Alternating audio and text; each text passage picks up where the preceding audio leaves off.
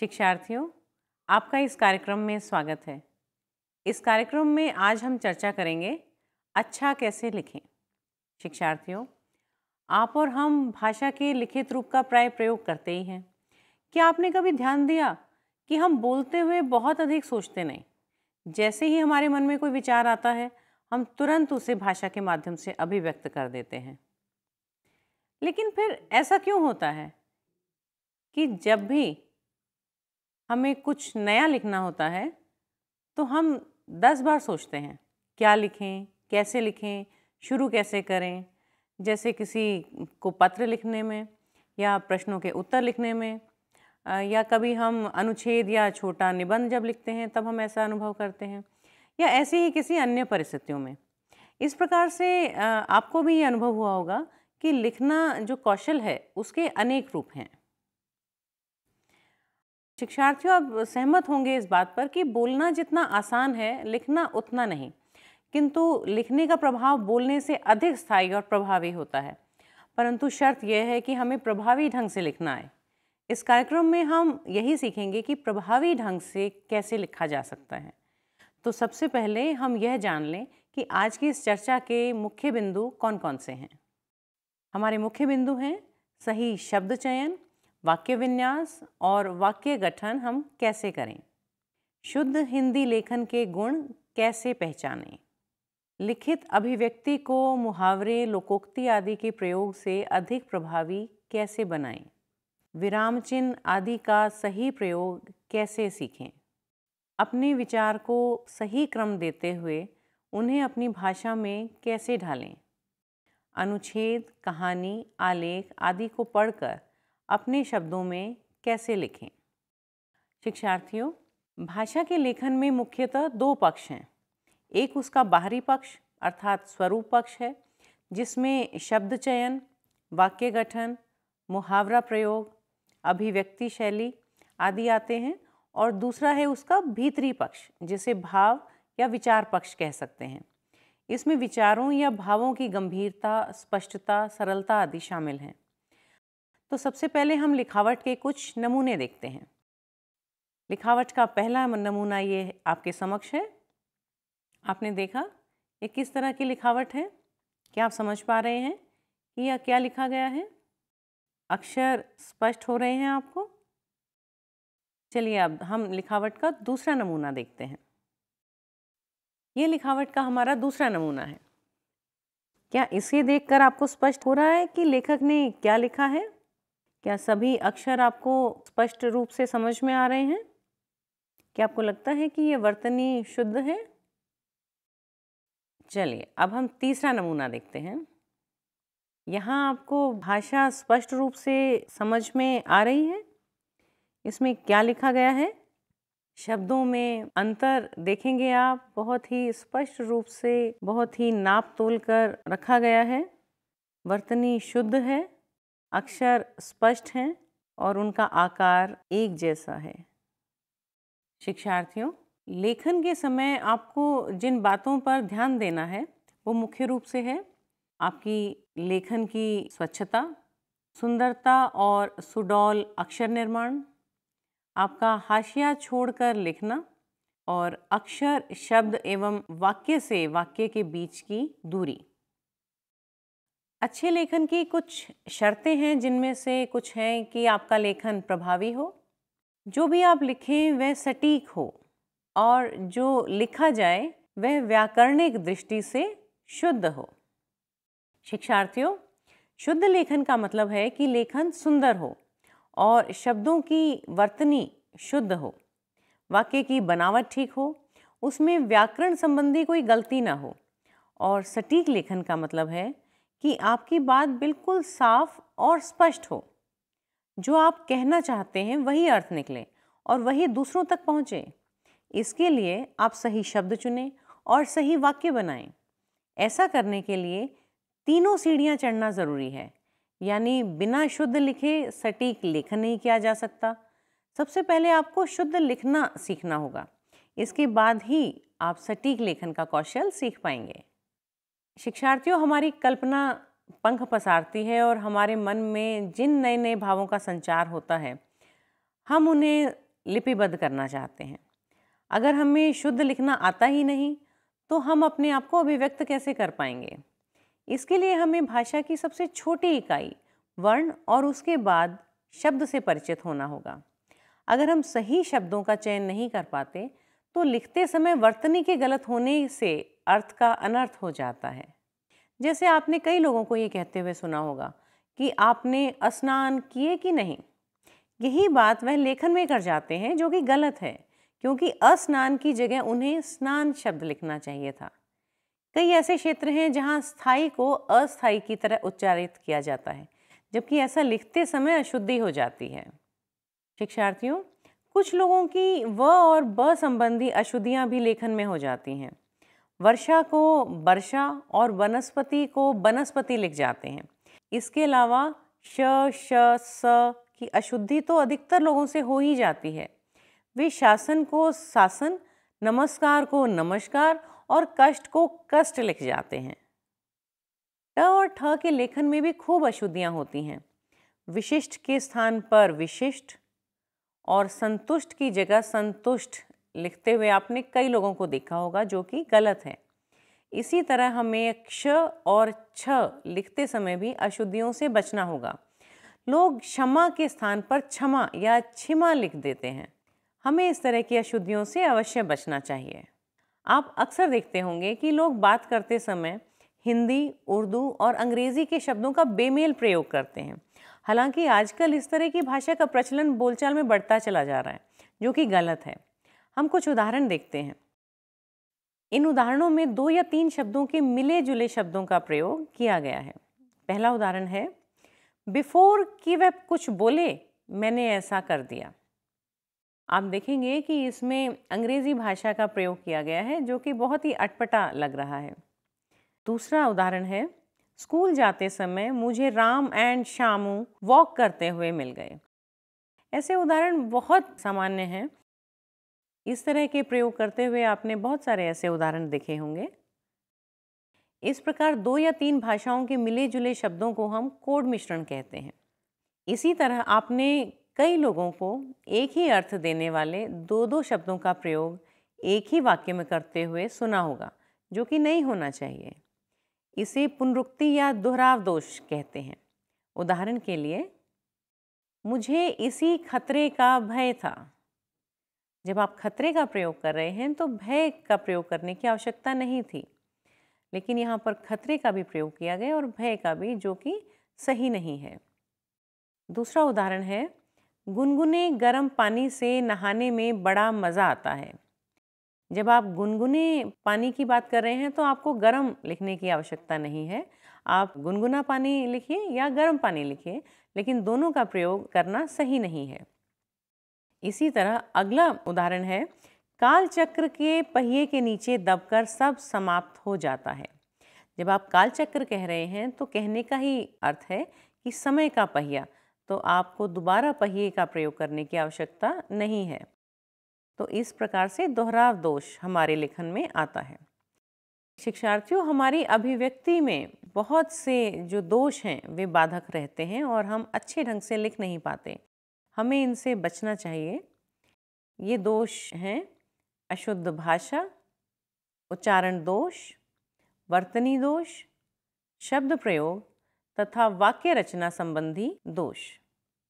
हमारी मौखिक और लिखित अभिव्यक्ति में ये दोष बाधक बनते हैं।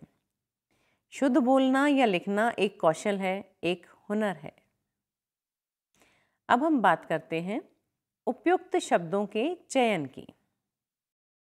उपयुक्त शब्दों के अभाव में हम अपने विचारों या अनुभवों को व्यक्त नहीं कर पाते। हमारे मन में कोई विचार उठा और हमने उसे भाषा में अभिव्यक्त करने के लिए शब्द खोज लिए, मगर यह काम यहीं समाप्त नहीं होता। शब्दों के चयन के बाद हमें यह भी देखना होता है कि उनका मेल बैठता है कि नहीं। उदाहरण के लिए, मेरे माँ बाप बूढ़े हो गए हैं। केरल में लिटरेसी दर सबसे अधिक है। मान लीजिए आपने लिखा कि मेरे माँ बाप बूढ़े हो गए हैं। इसकी जगह यदि आप लिखें कि मेरे मम्मी बाप बूढ़े हो गए हैं तो अच्छा नहीं लगेगा। मम्मी के साथ बाप का मेल नहीं बैठता। या तो मम्मी पापा लिखा जाएगा या माँ बाप या अम्मी अब्बा। इसी प्रकार यदि आप लिखें कि केरल में लिटरेसी दर सबसे अधिक है, तो यह ठीक नहीं होगा, क्योंकि यहाँ शब्दों का प्रयोग बेमेल है। लिटरेसी अंग्रेजी का शब्द है और दर हिंदी का। या हिंदी में साक्षरता दर लिखिए या फिर लिटरेसी रेट। शिक्षार्थियों, मान लीजिए कि आप अपने किसी मित्र से मिलने उसके छात्रावास गए और वह अपने कमरे पर नहीं मिला। आपको उससे बहुत ज़रूरी काम था, तो आप क्या करेंगे? जाहिर है आप उसके नाम एक चिट लिखकर ताले में लगाएंगे या कमरे में डाल देंगे। मगर उस चिट पर आप लिखेंगे क्या? क्या ऐसे लिखेंगे, विनोद, विगत 2 डेज से मैं तुमसे मिलना चाहता था मगर तुम नहीं मिले। तुम्हें ज्ञातव्य हो कि आसन्न परीक्षा के मद्देनज़र मुझे तुमसे बहुत ज़रूरी काम है। इस तरह से लिखना क्या ठीक होगा? नहीं, बिल्कुल नहीं, क्योंकि आप इसमें जो कहना चाहते हैं वे ठीक ठीक व्यक्त नहीं कर पा रहे हैं। उपयुक्त शब्द चयन और व्यवस्थित तथा सटीक ढंग से कही बात ज़्यादा प्रभावशाली होती है। यहाँ आपकी भाषा अटपटी है। साथ ही साथ विगत 2 डेज जैसे शब्दों का प्रयोग भी ठीक नहीं है। हमेशा अपनी बात सीधे और सही तरीके से कहनी और लिखनी चाहिए। आपको चिट पर लिखना चाहिए था कि मित्र विनोद, पिछले 2 दिनों से मैं तुमसे मिलना चाहता था।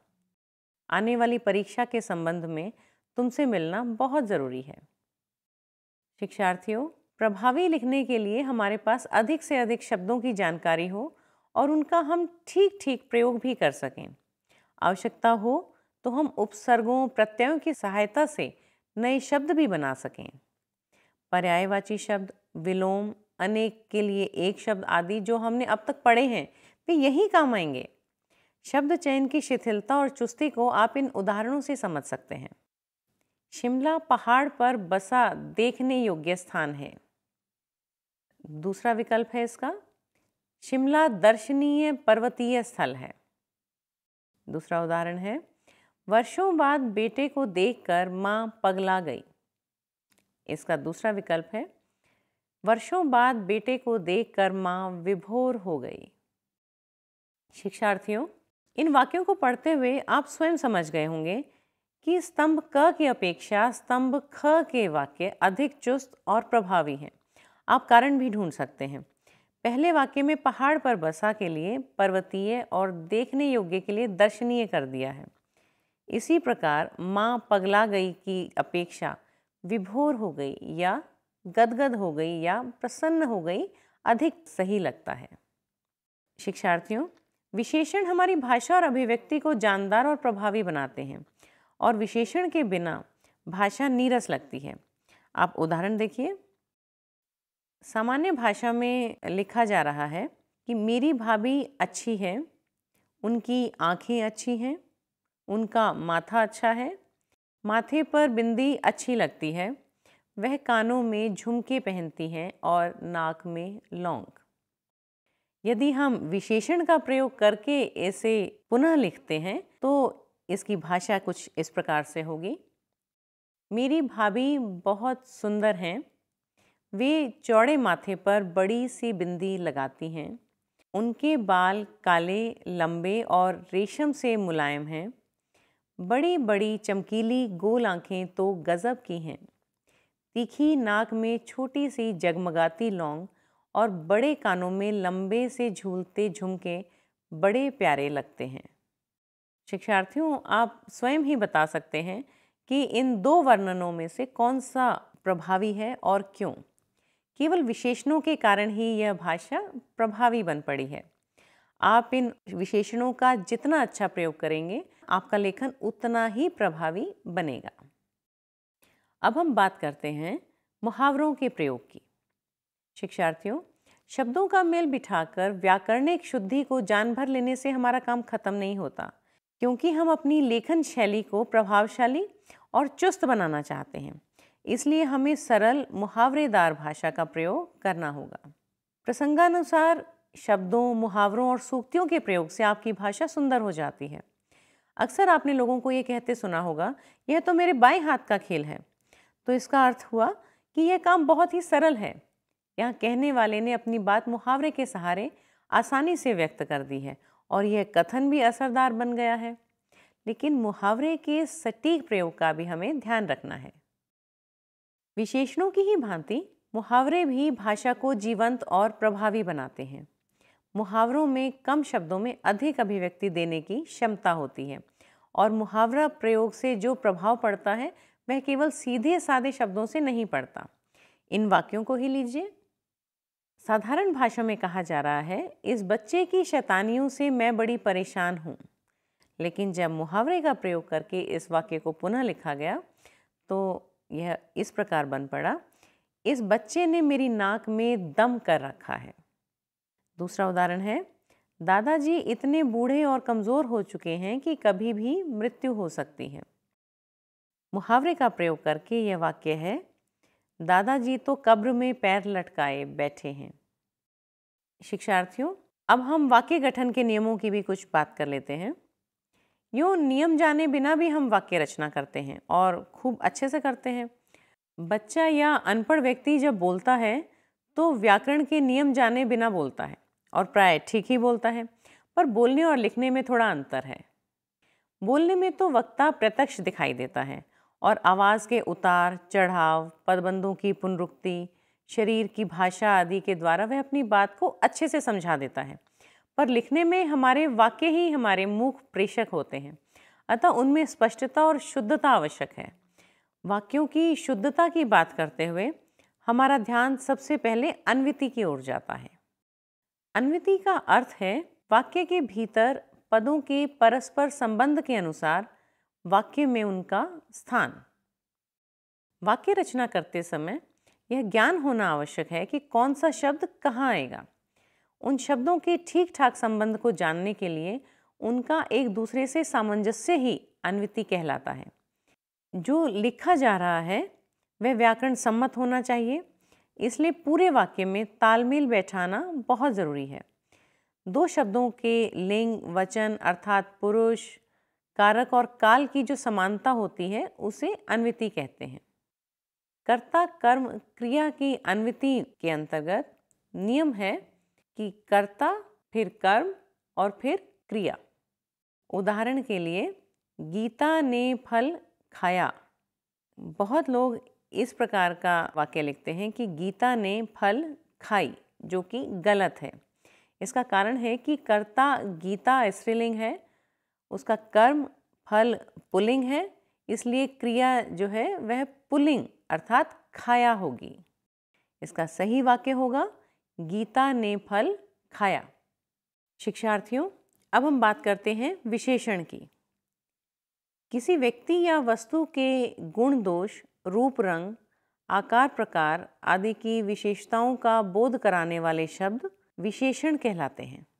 विशेषण वह शब्द भेद है जो संज्ञा या सर्वनाम की विशेषता बताता हो और जिसकी विशेषता बताई जा रही है उसे विशेष्य कहते हैं। विशेषण के कुछ उदाहरण हैं, लाल गाय, काली बिल्ली, सफ़ेद हाथी, ऊंची दुकान, फीका पकवान, मोटा लड़का, पतली लड़की आदि। शिक्षार्थियों, ध्यान दें कि आकरांत अर्थात आ ध्वनि से अंत होने वाले शब्द विशेषण जैसे गोरा, काला, पीला आदि में आपको ध्यान रखना है। यदि आप कह रहे हैं गोरा लड़का, संज्ञा के स्त्रीलिंग अथवा पुल्लिंग होने से आपका विशेषण भी तदनुसार परिवर्तित होगा। यदि आप लड़के के लिए गोरा शब्द का इस्तेमाल कर रहे हैं, प्रयोग कर रहे हैं, तो आप लिखेंगे गोरा लड़का, पीला कपड़ा। लेकिन सरसों के लिए अगर आप पीले विशेषण का प्रयोग कर रहे हैं तो सरसों चूंकि स्त्रीलिंग है इसलिए आप लिखेंगे पीली सरसों। अब हम बात करते हैं संज्ञा सर्वनाम की अन्विति की। उदाहरण के लिए, डाकुओं का एक गिरोह पकड़े गए। दूसरा उदाहरण है, फूलों का गुच्छा बहुत अच्छे लगते हैं। आप बता सकते हैं कि ये वाक्य गलत हैं। अब हम बात करते हैं सर्वनाम के प्रयोग की। हम उदाहरण लेते हैं, सुमित कल सुबह आया था, सुमित हिंदी की किताब दे गया था। इस वाक्य में 2 बार सुमित आया है। यह वाक्य ठीक नहीं लग रहा है। इसमें सर्वनाम का प्रयोग करने के बाद सही वाक्य होगा, सुमित कल सुबह आया था, वह हिंदी की किताब दे गया था। तो शिक्षार्थियों, आपको स्पष्ट ही हो गया होगा कि ऐसे शब्दों को सर्वनाम कहते हैं जो संज्ञा के स्थान पर प्रयोग किए जाते हैं। अब हम बात करते हैं विराम चिन्हों के सही प्रयोग की। वाक्य का अर्थ ठीक ठीक समझने में विराम चिन्ह भी सहायक होते हैं। इसलिए अच्छी हिंदी लिखने के लिए हमें उचित स्थान पर उपयुक्त विराम चिन्ह लगाना चाहिए। विराम चिन्ह न लगाने से अर्थ अस्पष्ट होता है और कभी कभी अर्थ का अनर्थ होने की संभावना भी होती है। जैसे पहला वाक्य है, तुम उठो मत बैठे रहो। इस वाक्य में किसी भी प्रकार का कोई भी विराम चिन्ह नहीं लगा है, इसलिए यह वाक्य बिल्कुल अस्पष्ट है कि इसमें वक्ता क्या कहना चाहता है। अगला वाक्य है, तुम उठो मत बैठे रहो। आपको स्पष्ट हुआ होगा कि विराम चिन्ह लगने से यह जो वाक्य है यह उठने का आदेश है। अगला वाक्य है, तुम उठो मत बैठे रहो। एक बार फिर से विराम चिन्ह के प्रयोग से आपको स्पष्ट हो गया होगा कि यहाँ पर वक्ता यह कहना चाहता है कि तुम मत उठो, बैठे रहो, अर्थात यहाँ न उठने का आदेश आपको दिया जा रहा है। इसी प्रकार अगला उदाहरण है, राधा मोहन और कृष्णकांत पधार रहे हैं। यहाँ राधा मोहन के बीच कोई विराम चिन्ह नहीं है, इसलिए हम यह मान रहे हैं कि राधा मोहन एक ही व्यक्ति हैं और इससे हमें यह स्पष्ट हो रहा है कि 2 लोग आ रहे हैं। लेकिन अगले वाक्य में कहा जा रहा है, राधा मोहन और कृष्णकांत पधार रहे हैं। तो विराम चिन्ह के प्रयोग से हमें स्पष्ट हो रहा है कि 3 लोग आ रहे हैं। शिक्षार्थियों, अच्छी हिंदी लिखने में निपुणता पाने के लिए अच्छे वाक्यों का गठन होना चाहिए। अच्छे वाक्य से तात्पर्य है सरल, स्पष्ट, चुस्त और आकर्षक वाक्य। हमें यथासंभव जटिल वाक्य बनाने से बचना चाहिए, क्योंकि प्राय बड़े वाक्यों में गलतियां होने की संभावना रहती है। बड़े वाक्य में जो कहना हो उसे 2-3-4 छोटे सरल वाक्यों में कह सकें तो अच्छा रहता है। स्पष्टता के बारे में हम पहले भी बात कर चुके हैं, क्योंकि अर्थ स्पष्ट होने पर ही लेखन की सार्थकता है। वाक्यों में अनावश्यक शब्द नहीं होने चाहिए और न ही अप्रचलित, कठिन या भारी भरकम शब्दों का प्रयोग। कुछ लोग समझते हैं कि जटिल, तत्सम शब्दों के प्रयोग से रौब पड़ता है, पर यह सच नहीं है। सरलता में अनूठी सुंदरता है। आप स्वयं ही देखिए। एक वाक्य है, वाम पृष्ठ पर लिखित तर्कों का अवलोकन करें। ये वाक्य जटिल वाक्य है और इसी को हम बहुत ही सरल भाषा में जब लिखते हैं कि बाईं ओर लिखे तर्क देखें, तो ये बहुत ही सरल और पढ़ने में और समझने में बहुत ही आसान लगता है और पढ़ने वाले को भी बहुत अच्छा लगता है। एक और उदाहरण देखिए, भारत लक्ष्य प्राप्ति के सन्निकट प्रतीत होता है। यह भी एक जटिल वाक्य है, कठिन शब्दों का प्रयोग किया गया है, लेकिन जब हम सरल भाषा में इसी अभिव्यक्ति को हम पुनः लिखते हैं तो क्या आता है, भारत लक्ष्य के पास लगता है। शिक्षार्थियों, प्रभावी लेखन वह है जिसमें शब्दों का प्रयोग सटीक और वाक्यों की बनावट सुगठित होती है। आपको लिखने में आसान हो और पढ़ने वाले को समझना आसान हो। आप अपने विचार क्रम में रखें जिसे उसे पढ़ने में आपका मन लगे। हम एक उदाहरण लेते हैं। यह एक अनुच्छेद है, सृजनात्मक मस्तिष्क आत्मविमोही होता है। आत्मविमोही चिंतन में फैंटेसी जैसी प्रक्रिया का प्रभुत्व होता है। यह अपेक्षाकृत यथार्थता बहिर्भूत होता है और अंतर्मुखी रुझानों से भौतिक वस्तुओं का रूपायन प्रत्यक्षीकरण करता है। इसमें नियंत्रण की उन प्रक्रियाओं से विराम होता है जो यथार्थता चिंतन को संचालित करती हैं। अतः यह यथार्थता चिंतन से अधिक सरल तथा तार्किक सूत्रों से अनावरुद्ध है।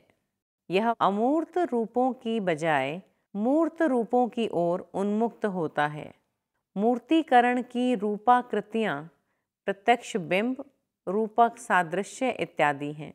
इस चिंतन की चरम परिणति मायावरण तथा तंद्रामूलक बिंबावली है।